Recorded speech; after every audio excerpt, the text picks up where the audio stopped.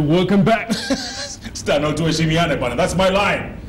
Welcome back. Chef Koinange live at the Intercontinental. Stano, say that again. We're back. I can quit anytime now, eh? Not yet. Yes. Not yet. Not yet. We made a bet with Larry Madow. People are asking on Twitter. Yeah. Who's going to interview POTUS? Yeah, we made a bet a while back. 100K each. Okay. None of us got it. Share 50-50. Yeah, no, we'll give it to a charity. Charity. Yeah. That's great. Someone got the interview? Who? Nobody. Nobody. Nobody. If nobody's talking about it, then you know. No, I'm kidding, man. Tweets coming in. Thick and fast. Thick and fast. My goodness, these tweets.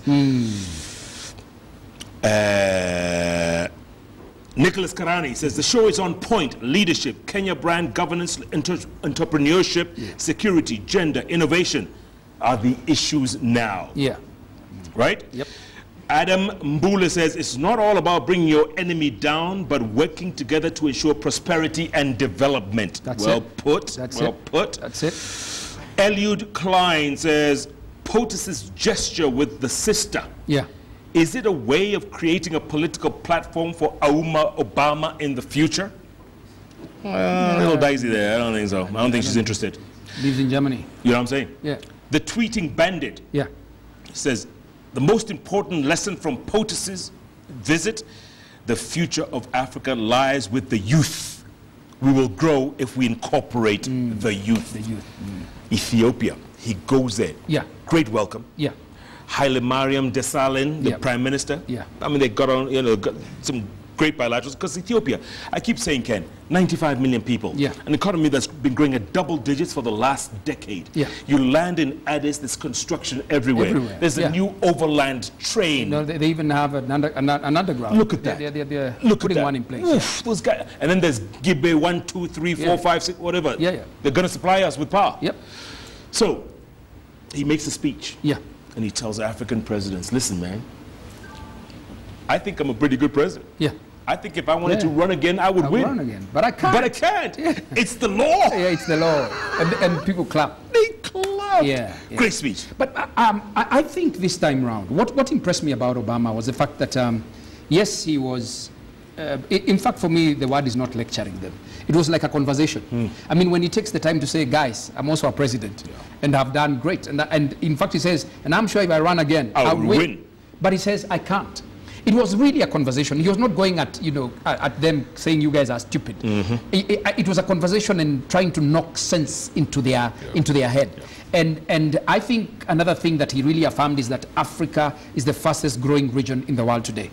I think he also affirmed he talked about, again, youth, of course, and women, and saying that when you have that large population of young people, that's a great asset. Yeah.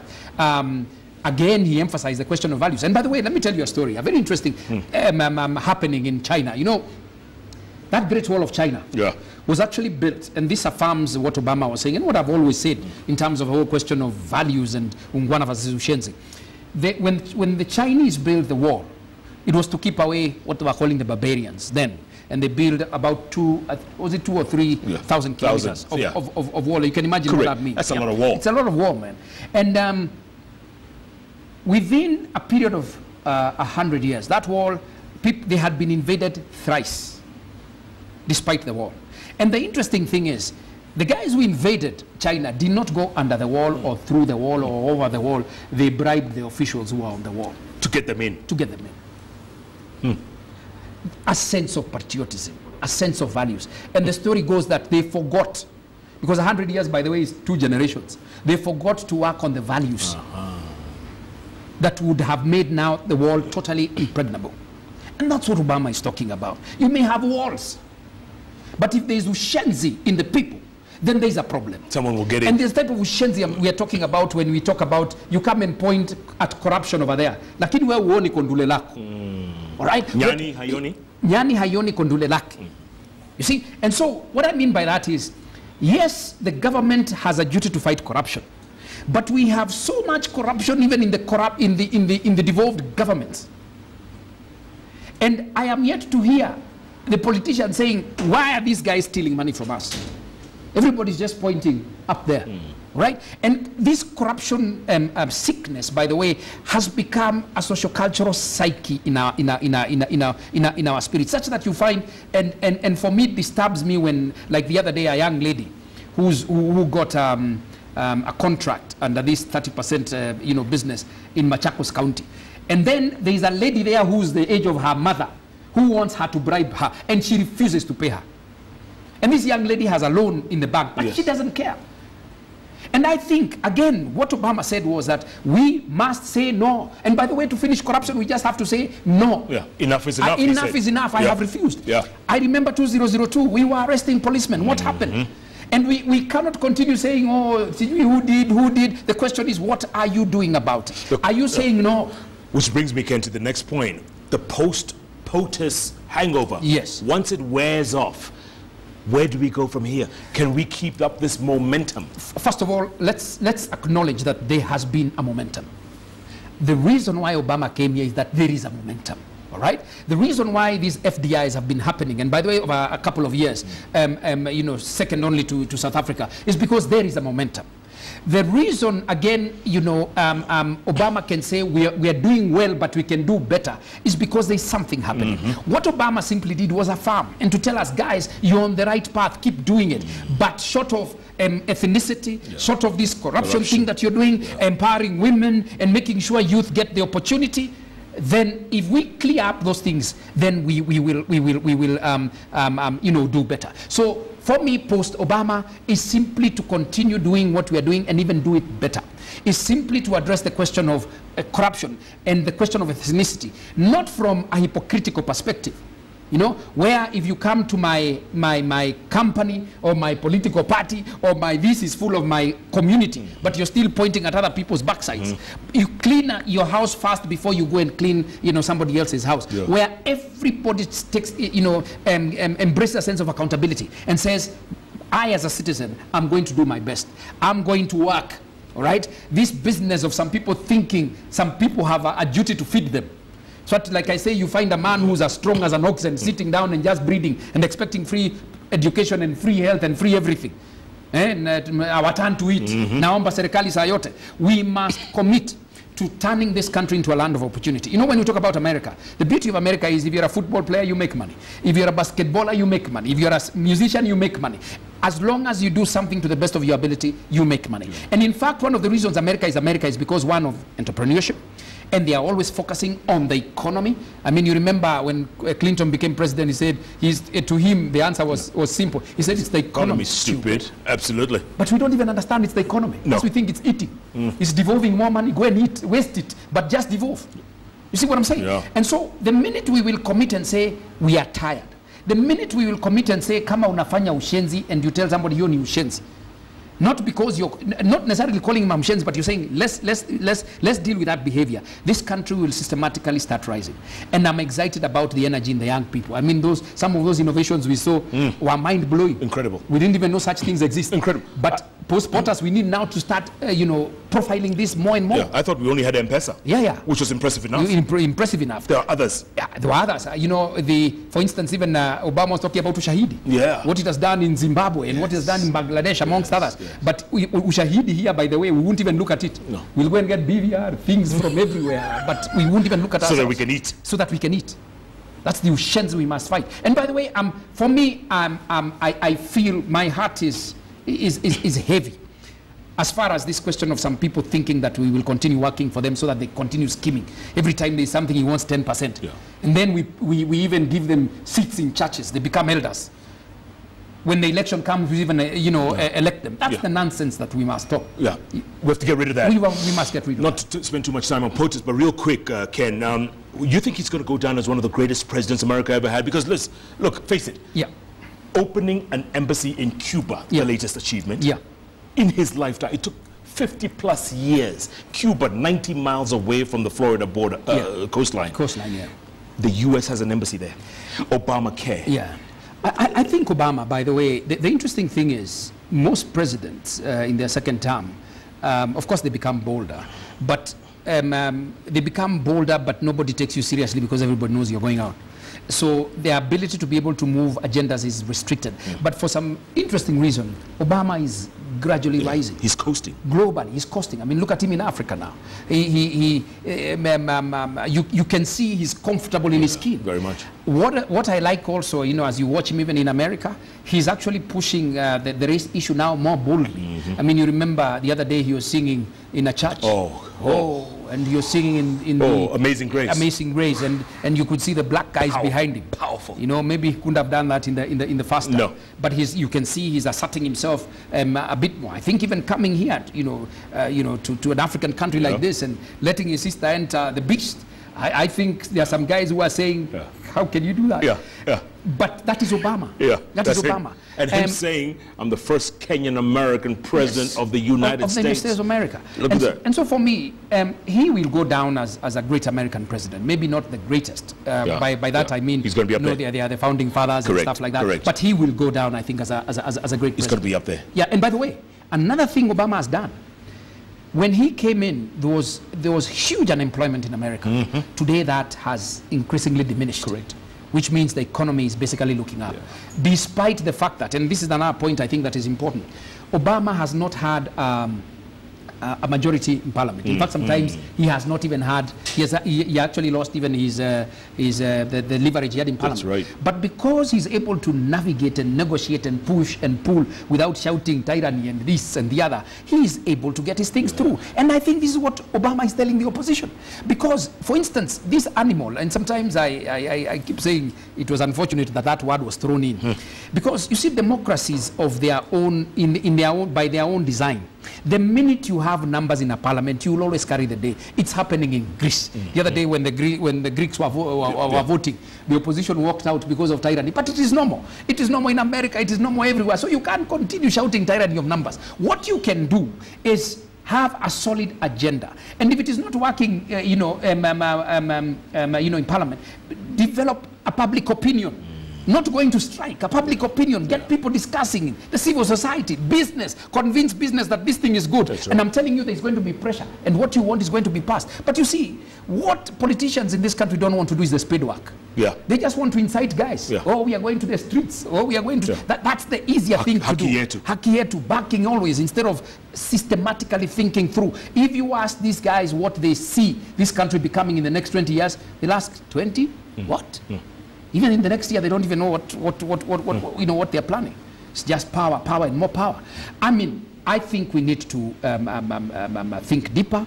I think we need to feel deeper. I think we need to understand or to build a Kenya where, whether you're on the left or the right, we know that Kenya is our country. Absolutely. And I think that's what, again, POTUS was saying. So that even the presidency, for instance, is a unifying figure. And I like what he said, whether or not, he's going in the right direction, you must respect it. Bottom line, did Obama just give President Kenyatta another 5 years in office? I think, by the way, President Kenyatta came out looking good. That's a fact. And I think, incidentally, just both of them, if you think about both presidencies, I think they came in at a time when they didn't have deep rootings. I mean, Uhuru didn't inherit a system, from Kibaki. In fact, that whole system, went just like Obama. When he came in, he just came in with his team. And so they have systematically both had to build their structures. And I think that's what Uhuru is doing. And I think in that sense, then he took a few steps up the ladder. So he was looking good. He was talking good. He was feeling good. And he came out good. Came out good. And the comments, the very regrettable comments or undiplomatic comments by the U.S. top diplomat back in 2013, right before the election, Johnny Carson, choices of consequences. You think they've eaten humble pie now? They've come up and they said, you know what? Well, time to move on. I think the reality then may have been what Johnny Carson was saying. You see, what we need to appreciate is that politics keeps on shifting. There are no permanent friends in politics. There are no permanent positions in politics. So it's nothing personal. In fact, Winston Churchill once said that he has never gotten indigestion because of eating back his words. Which means that if you say something that tomorrow is not, you're not seeing, or you say something because the situation was X today, tomorrow it's Y. Winston Churchill said that he would eat it back and he never got indigestion. That is politics. And good politics means that when a situation presents itself, then you deal with it as it is. If there were permanent enemies, then what would this world become? Oh, become a war zone. Yeah, in any case, I think our politicians have showed us that today this person is on this side, the other person is on this side. Tomorrow this person is on this side, eating with this one, then the other person crosses over. So there are no permanent enemies, there are no permanent positions. And I think Carson, if you're asking has he eaten humble pie, I think on that point he may have eaten humble pie. I think he has eaten humble pie. Yeah. But I think in the dynamism of politics, the winds have changed. Yeah. President Uhuru is no longer at The Hague. Correct. So you can't deal with him like a parai. President Uhuru is becoming more and more a symbol of the new Kenyan African leader. So again, you can't afford to isolate him. Yeah. So even Johnny Carson would say, hey, it's like Alfred Mutua. Alfred Mutua called Obama a junior senator, from Illinois. Yeah, from Illinois. Yes. And I saw him sing him off. You know, so I mean, if you ask him whether he's still a junior senator from Illinois, he'll say, bad call. You know what I'm saying? Yes. So I think it's in the flux. Absolutely. It's in the flux of politics. Bottom line, Ken, we have a couple of minutes to go. Bottom line, Kenya's moment now, this is Africa's moment. Is this what we're looking at? Right? Is this our window? This is our window, but I think we have barely begun. I think good things are happening. But I think, and for me, I've said this severally, I've said that if our Kenyan athletes can become what they become globally, constantly being the number ones, we have the capability of doing that across the board. In fact, I usually call that Uungwana performance. And that's the type of performance we want to see. I think, for instance, companies like Safaricom, which are doing good, are still not big enough. And by big enough, I'm talking about, you know, relative to what we call world businesses. I think we need to have the Bidcos and the rest of the companies and Manu Chandaria building empires that then take Kenya to the next level. And whether we like it or not, by the way, we are living in a commercial world, a business world. And it is, whereas in the past, and this is one thing, by the way, Africans need to understand, in the past, armies used to literally march. They would take over colonies. And so it became a British colony. And by the way, don't even forget that we were set up as a business.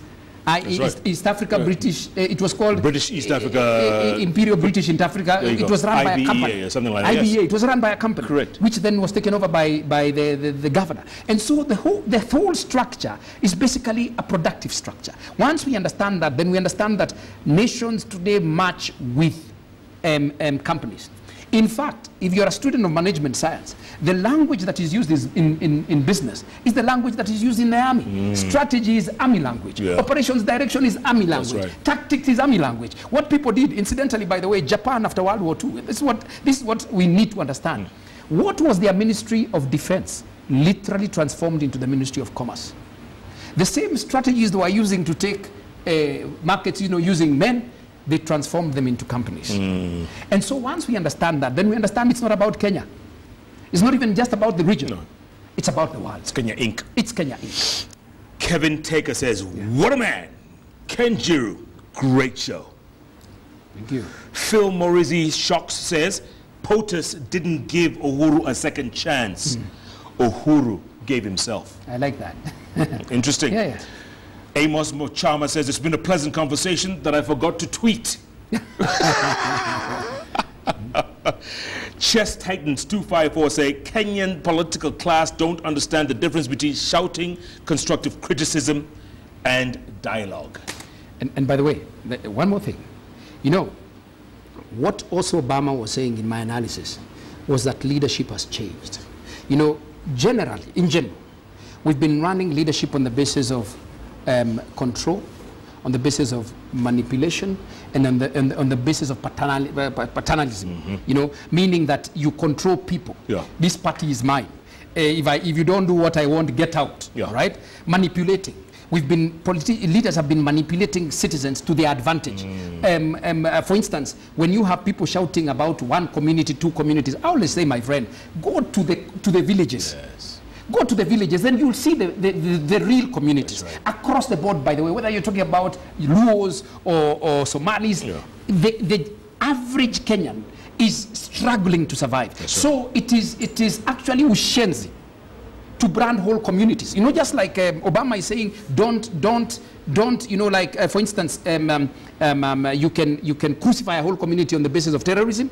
That's what we are doing on the basis of tribalism. So that your name betrays you. And don't forget, there was a politician who was asked a question by a journalist. What did he say? He says, what's your name? Instead of answering the question, he says, what's your name? When he answers, the politician says, your name betrays you. And POTUS was saying, your last name should not betray you. And that's what he, in fact, he quoted Martin Luther King, that a person, when Martin Luther King was saying, I must be judged by my soul. The mind is the standard of the man, and the woman for that matter. So the mind, all right? And so it is that transition that we need to do, so that we move away from politics of manipulation, control, and paternalism, where by the way, when we talk about paternalizing people, we're talking about people thinking that people are sheep and you're the shepherd. Ingia pale, fanya hii, unapiga piga. Turn right, turn left. We've gotten to a stage where we must understand that each and every citizen is a seed of greatness. Absolutely. We must get to a point where we are listening even to that person in the village, because only then will you understand what they need. Only then will you understand that innovation, by the way, speaks in all languages. It doesn't only speak in English. Absolutely. Only then will you understand that every one of us has a gift, and that we must create an environment where those gifts can grow, and collectively and that's where the youth have come a strong in. nation. That's where the youth come in. Ken. And even men. Speaking of youth, I have a gift for you. Fantastic. It's a new JKL thing, by the way, yeah? Wow. So from now on. Yeah. JKL, I love it. Team JKL, Kale. All right. If you want to be part of Team JKL. Okay. Yeah. It's a good t-shirt. Yeah. Good quality. I'm not running for office. Okay, I'm not. I don't, tell the cameras. Karibu sana, bro. Thank you. Good to see you as always. And your insights are just valuable, man. And priceless. Asante. Thank you. Keep doing it. No, we'll keep doing it. Uungwana and Uungwana. You've been talking about it. Obama came and just reinforced what you just said. The software era. The software. The software era. Yeah.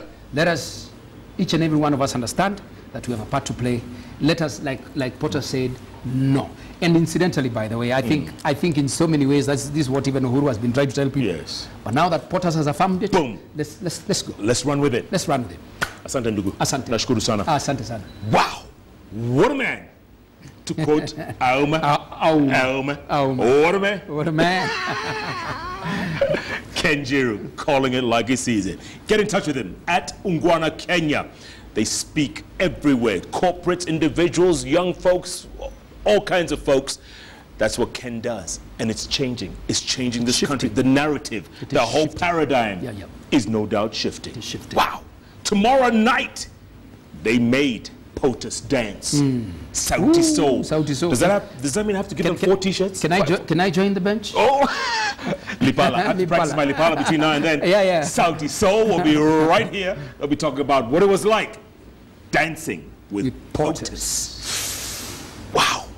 Can't make this stuff up. Maybe they didn't win the BET or the other whatever awards. No, they won this one. They won this one. In fact, the guy who won would have given anything to make POTUS dance. Yes. Would have given the word to Sauti Soul to make POTUS dance. Mdundo. Keep tweeting at Uungwana Kenya, at Koinange Jeff, the hashtag Uungwana Ken Njiru, calling it each and every time, guaranteed. That's what we mean when we talk about the future of this nation, folks. We've got to keep talking, as I keep saying, because the moment we stop talking is the moment we start fighting. And we don't want to go down that slippery road. We've turned the corner. As POTUS, he knows. Oh my. Wamai. Stan? Smoke. Thanks for watching. Good night. Good luck. Asante. Thank you, sir. Asante. Good job. Asante. As always. And keep doing the good job also. Oh, man. Yeah. We try. Asante.